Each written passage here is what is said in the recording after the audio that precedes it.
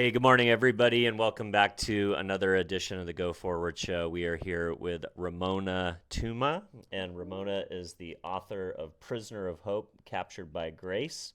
Ramona, thanks so much for coming on and chatting with us for a little Thank bit. you. So tell us a little bit about yourself and what was the inspiration that was burning inside you that you had to get this book out into the world.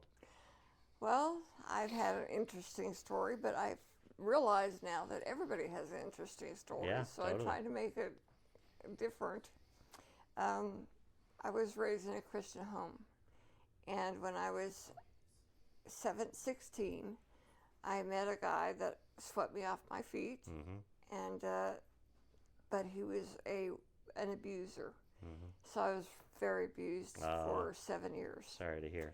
And I finally got out of that with the help of my family. But I had two children, two very small children at that time. And so when I left him, he thought I was going to the dry cleaners because I put them in the back seat and said, "Let's go get our clothes clean." And instead, at the uh, end of the street, I had police officers there to give give him a warrant, and he was in his underwear when he found the when he got called. So he was running down the street saying, "You can't do this to me," and I said, "I just did." Wow, wow. But that wasn't the end of it. That began a 7-year trial. My he abducted my children Ugh. right shortly after that, Ugh. and I met my husband Jerry. We've been married for 45 years. Wow, congratulations. Yeah, so as my mother said, you're a fool the first time, but you never make the same mistake twice. Mm-hmm. And that's true. I did not. So he abducted my children. We didn't know where they were for over a year. Oh my goodness. And then, through an anonymous phone call, I was told that if I went to another state, that I could get my children, that my son was in the hospital and my daughter was in a foster home. Ugh. And my son had been thrown over an 8-foot stockade fence face first, and his back was broken. And my daughter was a wreck because she saw all this happen. And so, through a series of events, we had court trials that we had to go through. But when he saw that he was beginning to lose, and he was going to lose all parental rights, which is what we were going for at that time, then he decided to take matters into his own hands, and he put a contract on my life. Oh my gosh. And he put a contract on my life and on my judge and on my attorney and on my counselor that was helping us through all this. And when my counselor got the call that there was a possibility that there was a contract on my life, and my counselor said, and they were asking him, "Do you think it's possible?" He said, "It's not only possible, but I'm going to increase my life insurance policy by $25,000. So they did that, and after we had a phone call telling us who had gotten the money for it, and it was actually a cousin of my ex-husband, and he paid him $38,000 to knock me off. And so, but his cousin decided to take that money and go to Italy for a family vacation.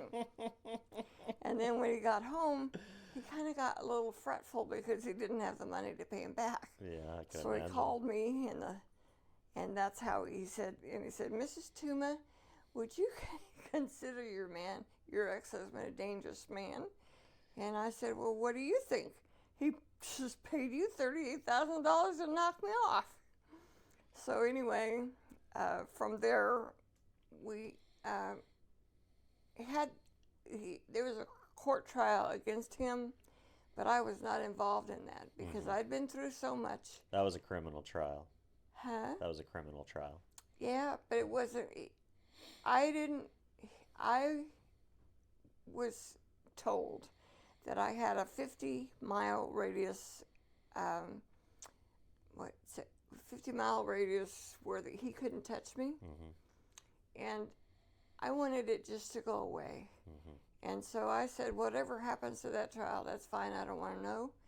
And so I just left it, and we began to put our children, our very broken children, back together again. Yeah, of course. And so Jerry and I got married during that time, during the first part of it, and we had extremely challenging children, and violent. Some of them. My son hit me in my mouth and broke my lip, and of course my protective husband had a fit. And what do you think you're doing? And I had to calm him down, because I said that's all he knows. Yeah, he'd been exposed to some real trauma.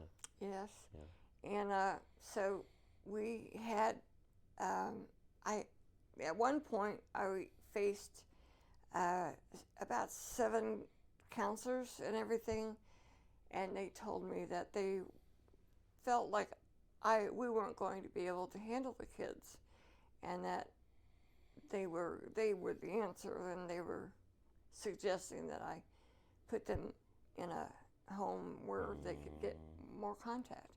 Well, they'd already been missing once, and I'd already been putting them back together myself, and I'm doing a good job. And I stood up in the middle of that room, and I said, yeah, they were missing. You're not taking my children. And so through a lot of prayer and just real faithfulness on Jerry's part, and they are now, my daughter is 50 years old, and my son is 52. How are they doing? Very good. I love it. My son is an entrepreneur. He's very successful, and so is my daughter. That's great. She has a real estate business, and she has, I think, about 6 or 8 women that work for her, and they're just very driven. And we are traveling, and my oldest grandson is with me as we're traveling, and he's 28. Let's go. And the youngest of my grandchildren of 6 is 20. Wow. So we have 6 children of 20 That's amazing. years of age. Happy ending. Yeah, very. With a lot of work, a lot of prayer. So this is your second book. Second book. When did the first book come out? 4 years ago. Okay.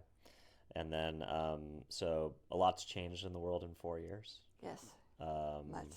Especially for writers, but really across all industries. One of the major themes of NRB is AI. I wonder, as an author, over the 4 years that you've been writing books, have you thought about AI? Are you an AI skeptic? Are you an AI optimist? Are you seeing it as a way for writers to have additional tools to unlock creativity, or do you think it's a lazy shortcut? A lazy shortcut. If you knew what it took to write a book. Oh, sure. Well, I have written one, but sadly, I will say I definitely used AI. Not at all completely, but I worked with a ghostwriter because I don't like typing, and I don't like I don't like typing either. I don't like sitting still at a chair, and I went to school to be a screenwriter, but I found myself much more excited to be out in the world doing things like this. Yes. So the way I wrote the book is I did exactly what you and I are doing right now. I sat down with him every week, and I talked at him, and he asked me questions and interviewed me about my life and philosophies, and then definitely used AI to edit and put it into place, and to take case studies from the real world to illustrate, because it was a business book, right? Definitely had life stories in it. But look, I totally agree. I think as a podcaster, I went from getting 1 book a week to review to now I get 10 a day in the mail. So the sad reality is that there is so much content being generated by AI right now that I don't quite know what to trust. I don't know if I'm, That's exactly right. I don't know if I'm opening up a book that's going to be worth my time, or am I going to waste, 2 weeks reading it, because I read them in chunks, mainly when I'm uploading and downloading files to put this podcast up. But, I think another thing that's a really interesting theme of NRB, and really just, the entertainment industry at large. I mean, we're here at the epicenter of Christian broadcasting and television and movie production. And the beautiful component, I think, of book writing is that even as people have moved to digital books, and I think there's still a huge place for paper books. I only read paper books. I don't read books on my phone or my tablet unless I'm and stuck my on an Bible airplane. is paper. Same. I mean, I do get a Bible verse as an email every day, but I most of the time just hit delete with all the rest of the spam. But 82% of all movies and TV shows and podcasts and lecture series are still made from books, are still adapted from books. Man, as you gave that story, I was seeing a movie in my head. Have you ever thought about this being the starting point for a bigger media project, such as a movie versus just a book? I've been told many, many times that that's going to happen. I love it. This book and my second book that I've written was written with my thumb, typed with my thumb. Amazing. I've had 2 strokes, really major strokes.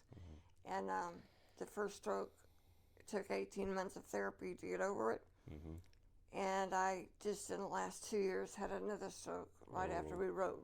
That book probably would not have happened if I had had the stroke before that book.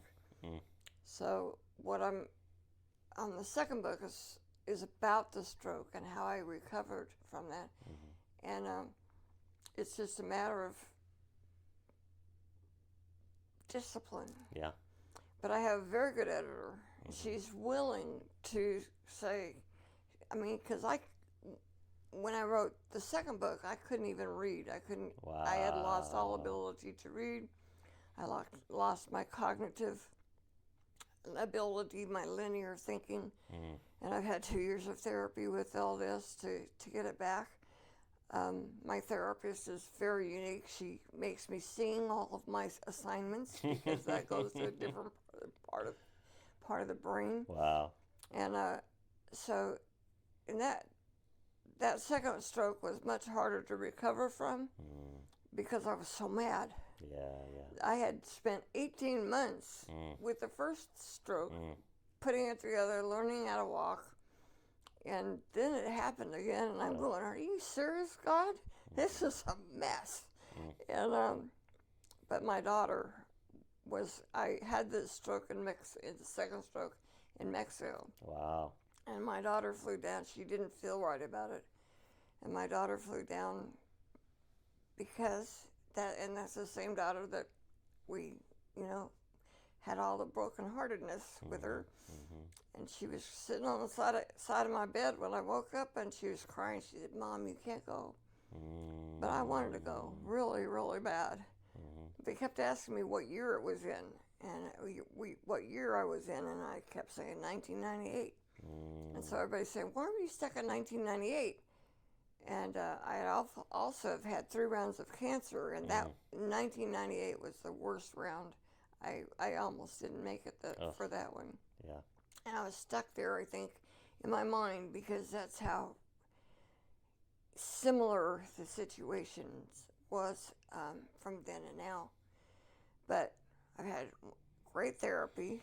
I still have a real weakness in this right hand. And like I said, I have a tremendous editor. She saw the vision of the books, both books. She said, let's go. She typed a lot of it. There was a chapter in the new book that I wrote, and she called me and she said, Mona, this is not who you are. This chapter is not who you are. And I said, yes, this chapter is exactly who I am. And she said, no, this is an angry, bitter woman, and you're not it, and I'm not going to let you write this. And so she said, do you mind if I redo it a little bit? And she said, and make it kinder and nicer. And I said, sure, Gal, you go right ahead and do that. She made it beautiful. But in my second book, I have a Bible study at the end of it, and it's called The Facts About God. And people ask me all the time, 3 rounds of cancer, all the stuff with my children. Hasn't been easy for you. Have you made it? And I said, I have a bedrock understanding of who God is. And I also have a bedrock understanding of what surrender means. And surrender, we hear, oh, I surrender all. And that is it. I surrender all. And that means even my right to die or live. I don't have the right to take my life. I only have the right to live as long as the Lord tells me that I'm supposed to live. And so I surrender all, even the right to live. And many people don't understand that. They think they have the right to live, especially in this day and age. Live forever. I know. Some of them think they will. Yeah. Yeah. And you don't have the right to live, to die. You don't. It's God has numbered all your days. And who am I to take away any of his numbers? Yeah. I'm not. Yeah. So that's my fundamental belief, and it's what has kept me through all that I've been through. It's just been him. I love it. Well, I think that's probably a good place to stop. Amazing story. Thank you for sitting down and sharing it with our audience. Appreciate you doing that. If folks at home want to buy the book, learn more about your story, tap into either of these great resources, where would you like to send people? RamonaTuma.com. Amazing. It's my website. Thank you so much. Appreciate it. Very good. Thank you. Appreciate you.